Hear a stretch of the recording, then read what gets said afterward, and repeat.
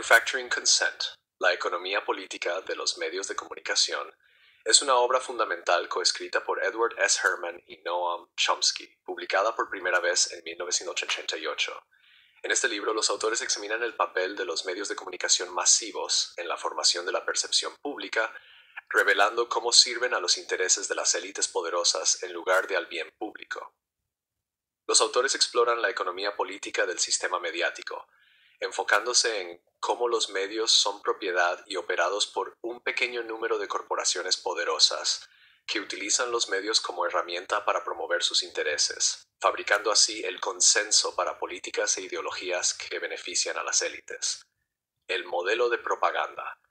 La tesis central del libro es el modelo de propaganda de los medios, que describe cómo los medios sirven a los intereses de unos pocos poderosos en lugar de servir al bien público. Herman y Chomsky argumentan que los medios de comunicación masivos, lejos de ser independientes e imparciales, son una herramienta para que las élites manipulen la opinión pública y promuevan sus propios intereses. Los autores detallan cómo la propiedad de los medios está concentrada en manos de unas pocas corporaciones, las cuales modelan las noticias e información presentadas al público. Sugieren que estas corporaciones controlan lo que se considera noticia relevante, a menudo adaptándolo a sus intereses políticos y económicos. El modelo de propaganda consta de 5 filtros que determinan el flujo de información. 1. El tamaño, propiedad y orientación de lucro de las principales empresas de medios. Las corporaciones mediáticas, como los grandes conglomerados, tienen interés en producir contenido que se alinee con sus motivos de lucro. Estas empresas están generalmente motivadas por el deseo de maximizar el valor para los accionistas, lo que a menudo lleva a una cobertura sesgada que favorece los intereses corporativos. Grandes compañías de medios como General Electric, Disney y Viacom poseen una porción significativa del panorama mediático, lo que significa que tienen el poder de controlar las narrativas y mensajes que llegan al público. 2. La licencia publicitaria para hacer negocios. La publicidad juega un papel central en la financiación de los medios. Las empresas mediáticas dependen de los ingresos por publicidad para mantenerse a flote, lo que crea un conflicto de intereses. La necesidad de mantener a los anunciantes como clientes lleva a los medios a evitar contenido que podría molestar a los anunciantes o patrocinadores corporativos. Como resultado, los medios pueden evitar historias que desafíen el statu quo o expongan los malos actos de poderosas corporaciones, impidiendo así que el público reciba información crucial. 3.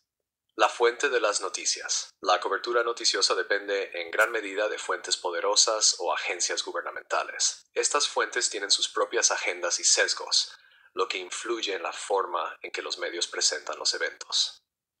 Los periodistas y los medios dependen en gran medida de fuentes oficiales para obtener información, como los comunicados de prensa del gobierno, los departamentos de relaciones públicas de las corporaciones y los centros de pensamiento alineados con los intereses de las élites. Esto significa que las noticias a menudo son filtradas a través de la lente de estas instituciones poderosas, con puntos de vista alternativos y perspectivas de base marginalizadas o excluidas. 4. El FLAC, retroalimentación negativa. El FLAC se refiere a la retroalimentación negativa o las críticas que los medios de comunicación reciben cuando publican historias que desafían los intereses de los grupos poderosos. El FLAC puede presentarse en forma de quejas, demandas judiciales o campañas de presión pública diseñadas para desacreditar o silenciar puntos de vista disidentes. La amenaza del FLAC desincentiva a los medios a producir contenido que desafíe el statu quo o amenace los intereses de las élites. Es una herramienta de control que ayuda a mantener la conformidad de los medios con los intereses de los poderosos. 5. El anticomunismo y los marcos ideológicos, o marcos ideológicos como la guerra contra el terrorismo. Chomsky y Herman argumentan que los medios de comunicación a menudo sirven a los objetivos ideológicos de los poderosos, promoviendo ciertos relatos.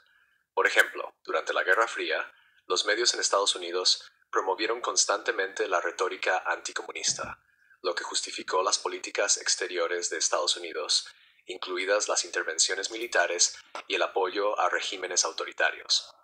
En años más recientes, la guerra contra el terrorismo y la retórica asociada han servido para justificar la vigilancia, las acciones militares y la erosión de las libertades civiles. Estos marcos ideológicos se utilizan para fabricar el consentimiento para políticas que de otro modo serían impopulares o consideradas injustas. El papel de los medios en la política. Chomsky y Herman argumentan que los medios juegan un papel clave en el sistema político, particularmente en las democracias. Sugerían que el papel de los medios en las sociedades democráticas es a menudo mal interpretado. Mientras que se supone que deben servir como un control del poder, en realidad es más probable que apoyen y refuercen las estructuras de poder ya existentes. Los medios de comunicación, en lugar de proporcionar un análisis independiente o responsabilizar al poder, tienden a reflejar los intereses del Estado y las grandes corporaciones. Esto sirve para crear un sistema político sesgado a favor de las élites, mientras que el público se mantiene pasivo e incomprendido. A través de su análisis, los autores demuestran que los medios no son actores neutrales, sino que están profundamente incrustados en un sistema de poder político y económico. Los medios ayudan a legitimar las acciones de los gobiernos y las corporaciones, creando una narrativa que los presenta como actores que actúan en beneficio del público. Esto sirve para distraer al público de las verdaderas dinámicas de poder y asegura que se mantengan los intereses de las élites. Casos de estudio y ejemplos.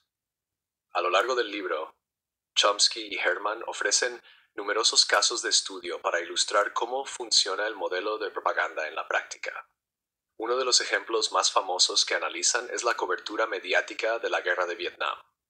Los medios en Estados Unidos inicialmente apoyaron el esfuerzo bélico, utilizando a menudo información y propaganda proporcionadas por el gobierno para justificar la guerra. La cobertura mediática estaba sesgada, con poco espacio para voces disidentes. A medida que la guerra se alargó y la opinión pública cambió, los medios comenzaron a ofrecer una cobertura más crítica, pero solo después de que el establecimiento militar y político decidiera retirarse. Otro ejemplo que los autores discuten es la cobertura mediática de la intervención de Estados Unidos en América Latina. Chomsky y Herman argumentan que los medios a menudo sirven como portavoces de la política exterior de Estados Unidos, especialmente en el contexto de la Guerra Fría. El apoyo de Estados Unidos a regímenes autoritarios en América Latina, como en Nicaragua, El Salvador y Chile, fue en gran medida acrítico o justificado en los medios. Este apoyo a regímenes represivos se enmarcó como parte de la lucha contra el comunismo, aunque Estados Unidos apoyaba dictaduras brutales que violaban los derechos humanos. De este modo, los medios ayudaron a fabricar el consentimiento para la política exterior de Estados Unidos, presentándola como necesaria para combatir la amenaza percibida del comunismo. El impacto de los medios en la democracia. Una de las contribuciones más significativas de Manufacturing Consent es su análisis sobre el impacto de la concentración de los medios en la democracia. Los autores argumentan que a medida que la propiedad de los medios se concentra cada vez más, la capacidad del público para participar en un discurso político significativo disminuye. Los medios sirven como un filtro por el cual pasa la información, y esta información es modelada por los intereses de unas pocas entidades poderosas. Esto crea una situación en la que el público está mayormente desinformado sobre el verdadero funcionamiento del poder y, por lo tanto, no puede tomar decisiones informadas sobre la gobernanza. El libro desafía la suposición de que una prensa libre conduce necesariamente a una democracia sana. En cambio, Chomsky y Herman sugieren que los medios, en su forma actual, son un mecanismo clave a través del cual las élites mantienen el control sobre el sistema político. Al enmarcar los problemas de cierta manera, controlar el flujo de información y excluir puntos de vista disidentes, los medios crean una falsa sensación de consenso, lo que ayuda a legitimar el poder de las élites. Manufacturing Consent sigue siendo una de las críticas más influyentes a los medios de comunicación masivos. Aplicando el modelo de propaganda, Chomsky y Herman ofrecen un análisis exhaustivo sobre cómo los medios funcionan dentro de una sociedad capitalista y orientada hacia el lucro. Demuestran que, en lugar de servir al interés público, los medios son principalmente una herramienta para que los poderosos den forma a la opinión pública, fabriquen el consentimiento y protejan sus intereses. Aunque el libro fue publicado hace décadas, su análisis sigue siendo relevante hoy en día. Con la consolidación de la propiedad mediática en manos de unas pocas corporaciones multinacionales, la proliferación de las redes sociales y el creciente poder del contenido patrocinado por corporaciones, los temas centrales de Manufacturing Consent siguen siendo de gran actualidad. El libro ofrece un recordatorio sombrío del poder de los medios para influir en la percepción pública y la necesidad de una mayor conciencia y escrutinio de las fuerzas que dan forma a nuestra comprensión del mundo.